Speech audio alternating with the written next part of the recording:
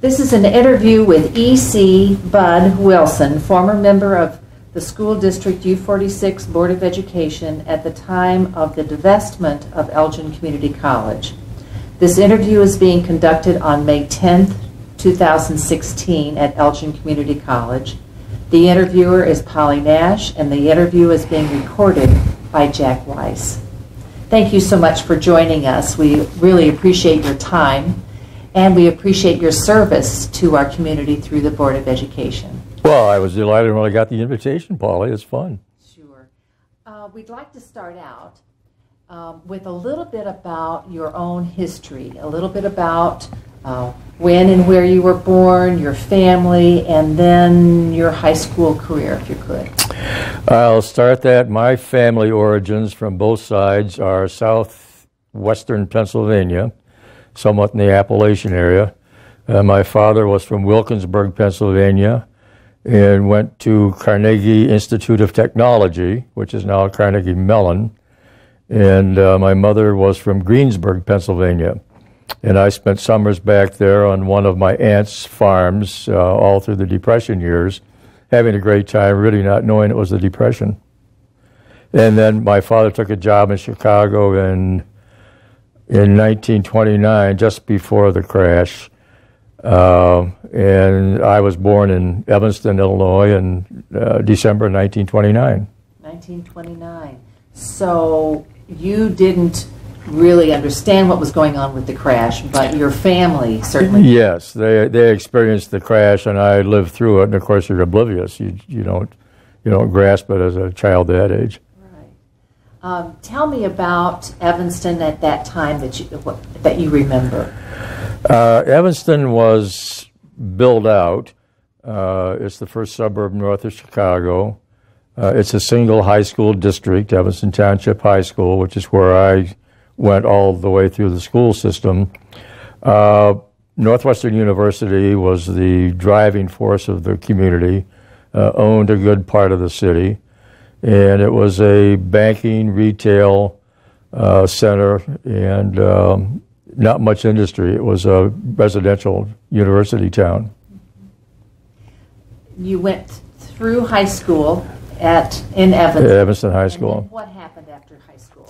Well, I was in high school, of course, when World War II broke out.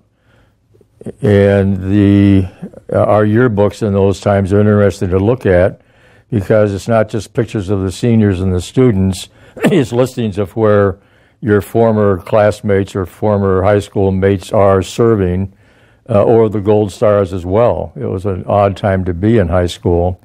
And your ambition was to not to have the war necessarily end any longer, but your expectation that you would also be participating. And it didn't work that way, and I went to from there to follow my father's steps as an engineer and chose Purdue University and entered Purdue in the September of 1947. And I was young for entering college. In those days, elementary school students were skip-a-grade opportunities from time to time, which recognized that you could do it, but also left you younger than your classmates. So I found myself a 17-year-old kid going to college with the guys that just are back from World War II. And the job in those days was to simply, and the GI Bill, of course, did that. The job in those days was to have universities get those guys through and get back to a more normal university situation. So I think the average age on campus was 21. The male to female ratio was 9-1. You would have liked being there, Polly. And so you kind of caught up with those guys in a hurry. And in those days, land-grant colleges had compulsory ROTC. So I was in compulsory ROTC for 2 years, liked it, and then went to advanced with the expectation of you got paid.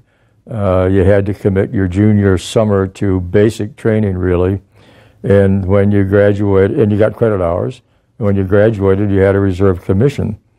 I happened to be in summer camp when the Korean War broke out. So the consequence was that we went back to campus that fall knowing that we were going to report for active duty as soon as we graduated. So wars never got away from you? Yeah. It's either World War II or the Korean Yes, War. yeah. And so tell me about the mix of being in the military and your career. It was an odd circumstance, knowing that I had a service commitment, that I was going on active duty. In those days, the big corporations came to campus with a menu. They'd want so many electrical engineers, so many mechanical, so many chemicals. And as soon as it was known that I wasn't going to be available, otherwise there was no interview. But I did know a Chicago company that showed up called Illinois Tool Works as a Chicago company. Interviewed them, went through a rather arduous qualifying process and was offered a job. But it wasn't in Chicago, it was for a company in Elgin, Illinois, called Shakeproof Division of Illinois Tool Works, which I'd never heard of. But they offered me a job, and I accepted and said, could I have a little time off before I report? And they said, sure, take some time. So I reported on a Monday and got my orders on Saturday and left. So I was in Elgin for 1 week, and they sent me a $25 Christmas bonus on Life magazine while I was gone. So they bought me. I was hooked. That's how I got to Elgin.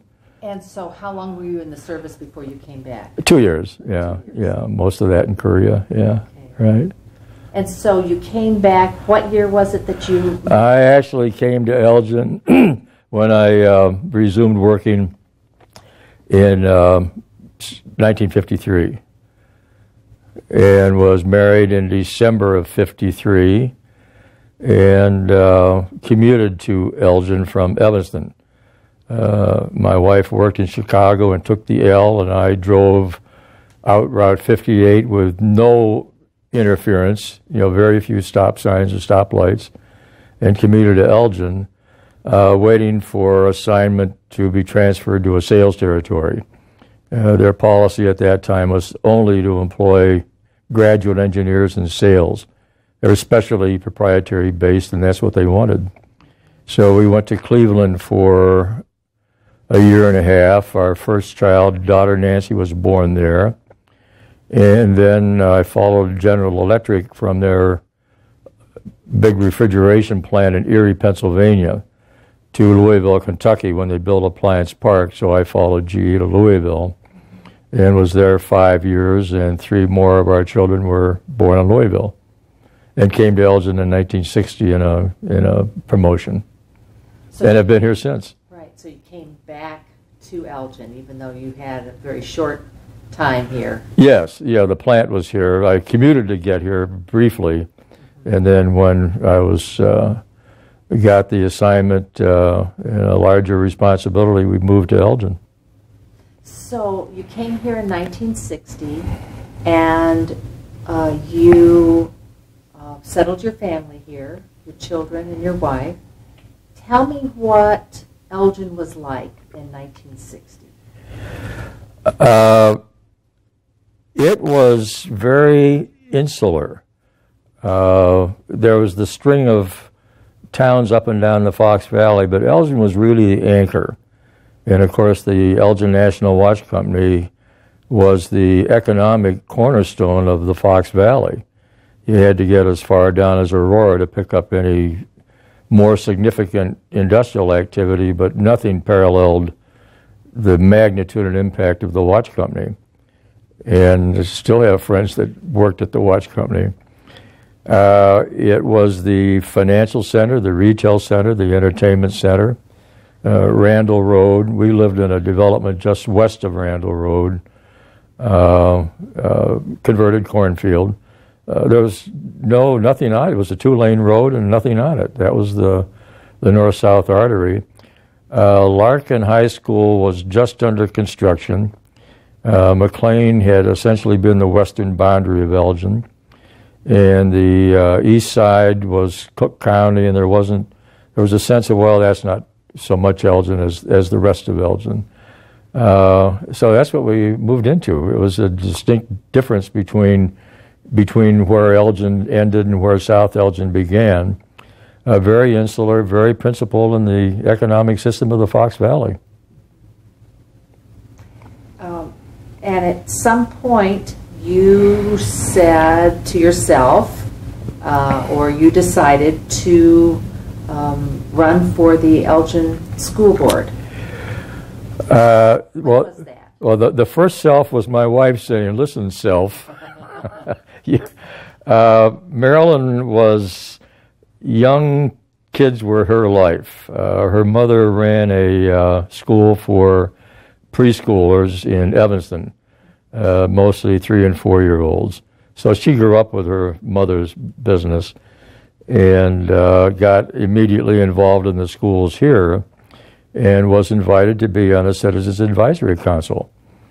And Marilyn said, "No, I'm busy, but I have someone for you." So she came home and told me who that someone was. And that's how I got involved, Paulie. I was Citizens Advisory Council, which is still a significant booster and helper to U46, was new at that time. And a friend that I had learned to know in that brief time was Dick Smith. And Dick Smith became chair, and I was vice chair of the Citizens Advisory Council.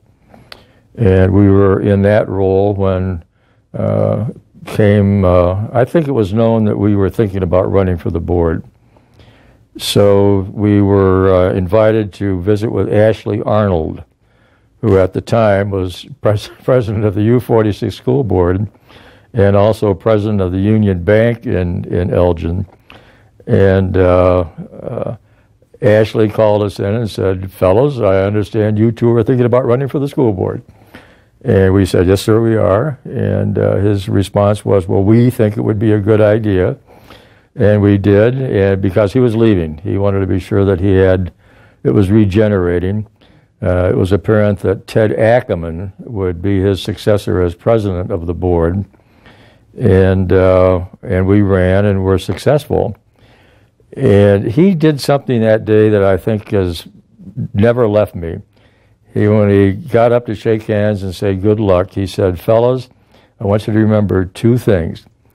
Do what's best for boys and girls and keep it in the black. And you can't get a couple of better cornerstones or pillars to run a public education system than those 2 principles." So we ran, and we were successful and went on the U46 board. And what year was that? I'm going to say 1964. Could have been 5. I think school board elections might be in odd years. 64, 65. Okay. Yeah. And at that time, when you became or came onto the board, the school district also had the community college as part of its bailiwick. Yes. That came about after World War II, and I think I mentioned earlier going to school with all the guys on the GI Bill, and I've heard that described as the most important piece of social legislation that we've ever encountered for what it did. But the GI Bill put a lot of people in, it gave them someplace to go. The jobs were gone, the wartime jobs were gone. So they all chose to go to college in huge numbers, and state universities didn't know how to accommodate it. And Illinois did what a lot of colleges did. They set up extensions. And I think the big one that I remember was Navy Pier, where a lot of students were educated, but also a lot of extensions around the state that served their purpose and kind of went away or converted to something else. But Elgin, Orrin Thompson was the superintendent of schools. When I went on the board, Orrin was retiring, scheduled to retire. And one of our first acts on the U46 board was to choose his successor, Paul Lawrence, who was the principal of Larkin. But Orrin was really the driver, along with the community leaders at the time, to not let the extensions go away, to maintain that as a Elgin Community College. So that's how it persisted. I don't know how many others made that cut and survived, or simply served their purpose and went away. But it began as the preservation of that extension, and that had to be probably the late 40s that that it came about as being established. And Gil Renner was there at the time. I remember Gil and Dean Chipman and some of the early people. So when you came on the board, Elgin Community College was part of the whole school system. Yes. But you had some issues that you were facing as a board at that time. I can't think of anything that ever came up on.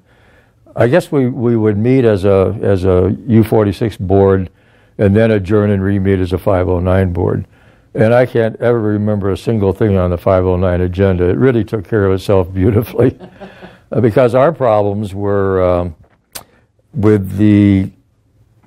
when the state set up the unit school district system, the city of Elgin was the school district, and roughly 8 square miles of land involved in that. And the unit district system was set up to simplify the number of school districts. We still had a lot of one-room schoolhouses and that sort of thing. So the system was set up to simplify the school district system, and essentially said, if you're in the school business and you don't have a high school, go find one and attach yourself. So from an 8 square mile district, we're suddenly turned into a 60 or more square mile school district, mostly open land and mostly springing up with places like Streamwood and Hanover Park. So our growth pattern was huge, and that was our big issue. The advisory council in those days, our big job was selling referenda. I guess that's the plural of referendums or referendum. And we had a speakers bureau we spent a lot of time selling. It was a tough sell in Elgin. There was a great resentment, I think, about suddenly all these people in places we don't know want our tax money to come to our school district. So the problem was to sell everybody you could in the districts, the areas where the schools were needed, and get as much as you could in Elgin so you had enough margin that you could overcome it. It worked two ways. You had to get approval to build the building, which never was a problem, and you had to get a tax rate increase to fund it. So it was not uncommon, and still isn't in school districts, to say, it's nice, you can have the buildings, but we aren't going to give you the tax money. So we'd be trying to sell the tax increases and the buildings at the same time. And that's what we were contending with primarily as the board. Right, and you had an issue with space because you had so many new students in your district. It got to the point that we'd be asking for 6 or 7 building projects at a time. New buildings, additions to buildings, mobile classrooms. There was an equivalency issue that we said that it's over the course of the year you had the equivalent situation of needing a new classroom every day, every week. Every Monday morning there'd be that many more boys and girls district-wide to be the equivalent of a classroom. So I don't know how many buildings we had in the city originally. Some of the referendums tore down old ones. Lincoln School and Franklin School, and did consolidations like Channing. Nice things to do for the city. But most of them were in outlying districts. So it was a 1 high school district and maybe a nine building system as in the old way. I don't know what the number was.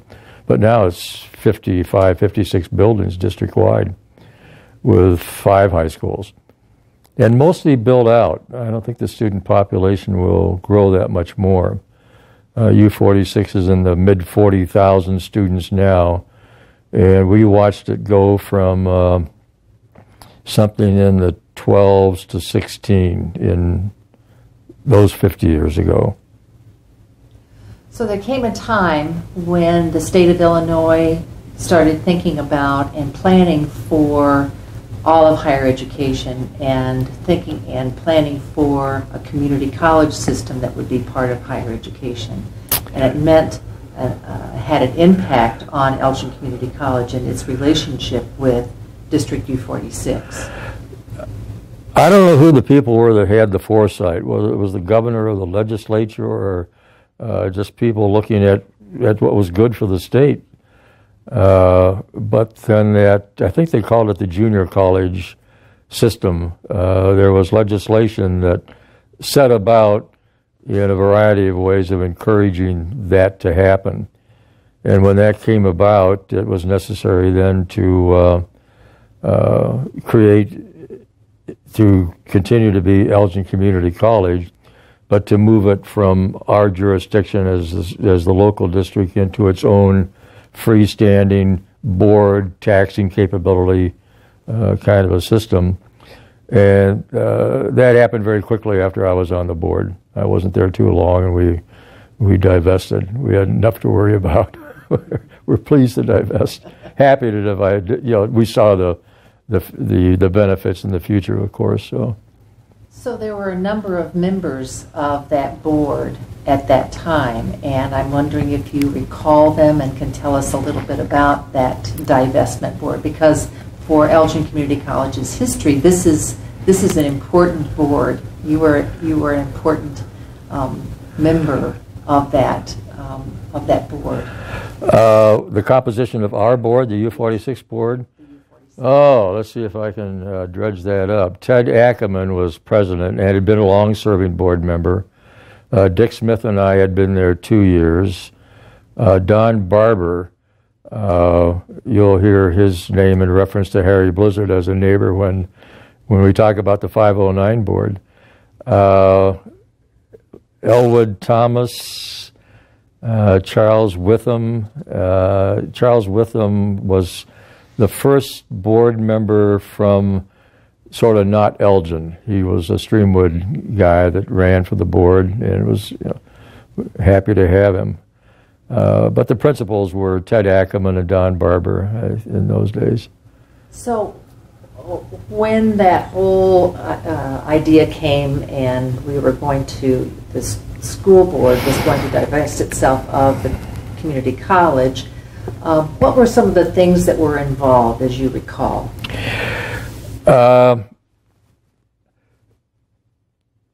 school board, there wasn't a great deal of competition in those days to be on the school board. It was almost much as it happened to Dick and myself. We'd been involved, had made contributions, had, I think, been identified as maybe they would be okay, and were on the school board. We met in the building that still stands on the corner of Chicago and Gifford that was a private home in the second floor in a room that couldn't have been 12 by 20. And there were never guests or observers. It was just the school board meeting. Paul Lawrence became superintendent soon after I was on the board. And my tenure and Paul Lawrence's tenure were the same. He was superintendent 12 years, and I was on the board 12 years. I think that was a little bit more than coincidence. Paul was a good friend. But that's how it came about. I might have lost my train of thought there, Polly. No, I was just wondering what kinds of things were involved in that whole divestment process. It was as neat as it could be. There were never any complications. The college had already expanded, besides its space in Renner Hall, had other properties that they were renting, and they ran themselves quite well. We simply went through the motions of divesting and creating the board, but also had a strong interest in how that board, who it would be and how it would function. That sounds like king-making, but it's not really. It's caring. And it was a little window of time, and how that came about was no fixed pattern You tend to know about people that have expressed interest in running for a board, just as Dick Smith and I had done for the U46 board. There's some people that are not announced that you think would be good, and we made some calls. I made several calls with Paul Lawrence on people who were on that board, to probably not so much as to solicit them as to secure their consent to do it, kind of thinking about it, well, okay. And we thought... Recall who specifically you talked with? Not too many. I recall talking to Bob Hoffer. Paul and I made that call together, and I suspect that Bob sort of knew what we had on our minds, so it was easy. Harry Blizzard was the late guy. He was one of the selected slate to push. We knew there would be a lot of candidates, and there were, and it was at that time just from U46. ECC grew into accommodate a lot more districts, several more, I think 3. But at that time, it was just contiguous with, or over completely the same as the U46 boundaries. So within that system, we knew people who were not necessarily motivated the right way for public education, I think, and we were anxious that they not prevail and get on the board. So it was important, we think, to have a slate and set out to bring that about. And those 7 people rather quickly saw the wisdom of that. And we ran a campaign to against a lot of people who applied. I think the ballot had 17 or 18 names, and there had been 20 evidencing, taking out petitions, that the slate prevail. And it did, and lasted a long time. It did. That was the college's founding board. The college's founding board. Exactly. I will mention a few names. Some you've already talked about, but Bob Hoffer, Harry Blizzard, all of those individuals brought different skills and talents to the board. Is that the kind of thing that you were thinking about as a U46 Board of Education? Sure, certainly diversity and standing in the community. We knew there would be a lot of promoting of the college and establishing themselves as a taxing body, seeking approval to build and to tax.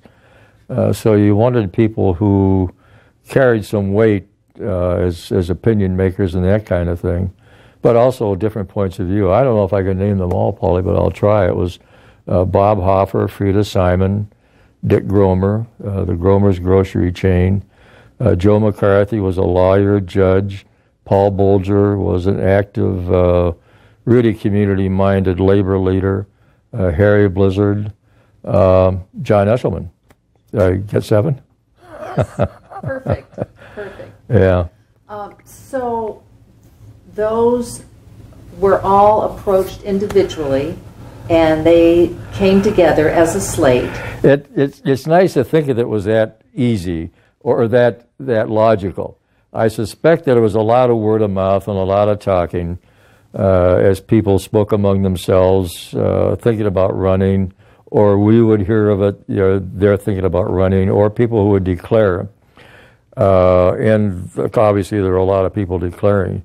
But out of that mix of people who were seeking the board to be on the junior college, the community college board, and our divesting board, I think we arrived fairly quickly. These 7 looked pretty good, and they felt they looked pretty good. They came together nicely. Yes, they did. Definitely did.